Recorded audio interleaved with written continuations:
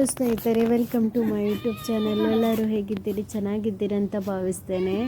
ಮೊನ್ನೆ ಕನಕದಾಸರ ಜಯಂತಿ ಇತ್ತು, ಶನಿವಾರ ರಜೆ ಇತ್ತು. ಇಲ್ದಿರೋ ನನ್ನ ಮಗನಿಗೆ ಶಾಲೆ ಇರ್ತದೆ. ಸೊ ಹಾಗೆ ನಾವು ದೇವಸ್ಥಾನಕ್ಕೆಲ್ಲ ಹೋಗಿದ್ವಿ, ಕೃಷ್ಣ ಮಠಕ್ಕೆ ಹೋಗಿದ್ವಿ. ಎಲ್ಲ ದೇವಸ್ಥಾನ ಸುತ್ತಾಡಿದ್ದೇವೆ. ಚಂದ್ರಮಲ್ಲೇಶ್ವರ, ಆನಂದೇಶ್ವರ ದೇವಸ್ಥಾನ ಮತ್ತು ರಾಘವೇಂದ್ರ ಸ್ವಾಮಿದು ಎಲ್ಲ ಮಠ ಎಲ್ಲ ಫುಲ್ ಸುತ್ತಾಡಿಕೊಂಡು ಅಮ್ಮ ಮನೆಗೆ ಬಂದದ್ದು. ಇದಾಗಿತ್ತು ವಿಡಿಯೋ ಇಷ್ಟ ಆದರೆ ಪ್ಲೀಸ್ ವಿಡಿಯೋ ನೋಡಿ ಫ್ರೆಂಡ್ಸ್, ಸಪೋರ್ಟ್ ಮಾಡಿ. ಇದು ಚಂದ್ರಮೌಳೇಶ್ವರ ದೇವಸ್ಥಾನ.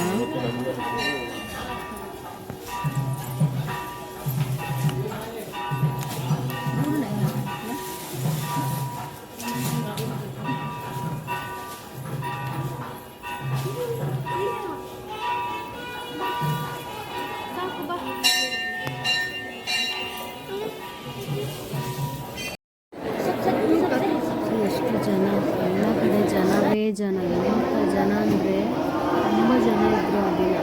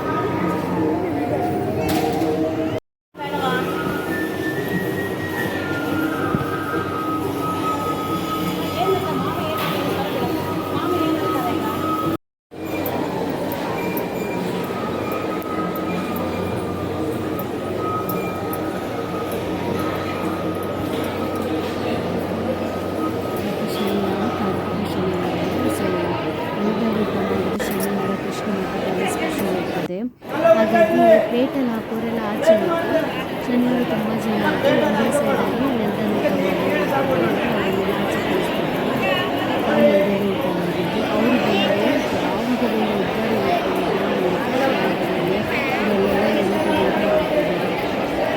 ನಾವು ಊಟ ಮಾಡಿದ್ವಿ.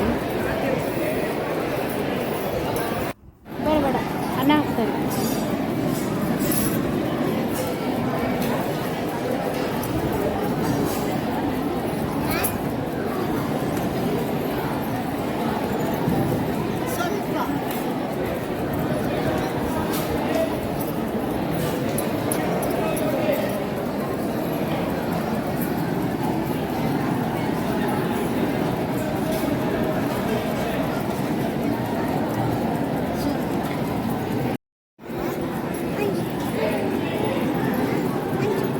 ಹಾಲಿದು ಪಾಯಸ.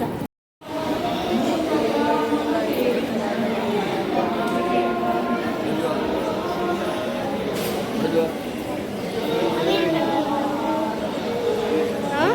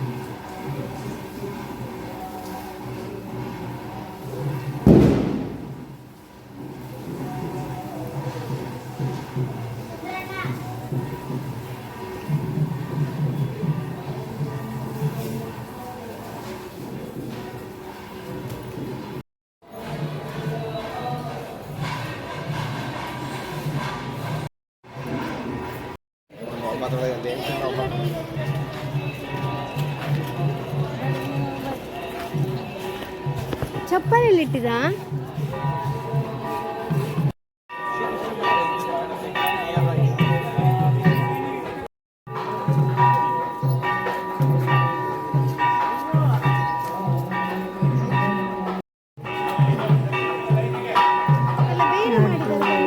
ಉಡುಪಿಗೆ ನವೆಂಬರ್ 28 ಮೋದಿ ಅವರು ಬರ್ತಾರೆ.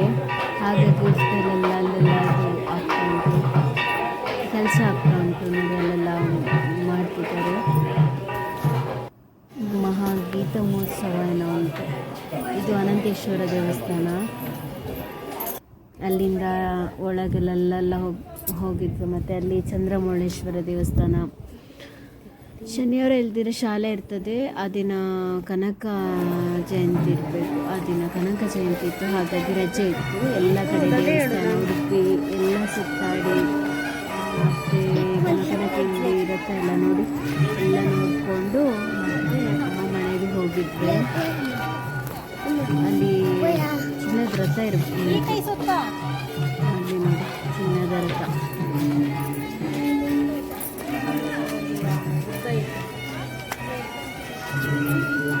ಇವತ್ತು ಕನಕದಾಸರ ಜಯಂತಿ, ಹಾಗಾಗಿ ತುಂಬ ರಶ್ಶು. ಅಲ್ಲಿ ರಾಜ್ಯಾಂಗಣದಲ್ಲೆಲ್ಲ ಶ್ಲೋಕ ಎಲ್ಲ ಹೇಳ್ತಾ ಇದ್ರು. ಎಲ್ಲ ಕಡೆ ಪ್ರೋಗ್ರಾಮ್ ಆಗ್ತಿತ್ತು. ತುಂಬ ಜನ ಇವತ್ತು ಕನಕದಾಸರ ಜಯಂತಿ ಮೂರ್ತಿ, ಕನಕದಾಸರ ಮೂರ್ತಿಯಲ್ಲಿ ದೀಪ ಎಲ್ಲ ಹಚ್ಚಿದ್ರು.